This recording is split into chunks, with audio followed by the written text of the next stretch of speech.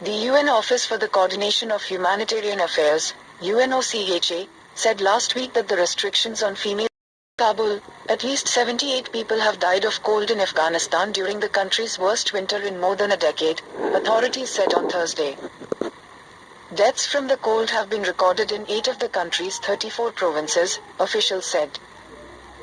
The coldest winter in 15 years, which has seen temperatures deep as low as -34 degrees Celsius, -29.2 degrees Fahrenheit, has hit Afghanistan in the middle of a severe economic crisis. Many aid groups have partially suspended operations in recent weeks due to a Taliban ruling that most female NGO workers could not work, leaving agencies unable to operate many programs in the conservative country. The weather will get colder in the next few days, therefore it is necessary to consider humanitarian aid for affected people, said Abdullah Ahmadi, the head of the Operations Center for Emergency Conditions at the Ministry of Disaster Management.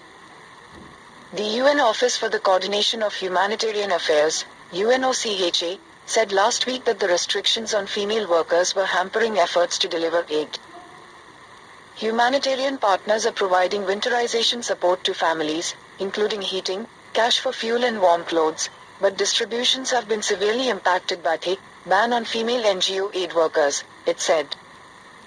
Even in the early part of winter, health workers had reported a sharp increase in the number of young children suffering from serious cases of pneumonia and other respiratory diseases, in part due to worsening poverty that left people unable to properly heat their homes.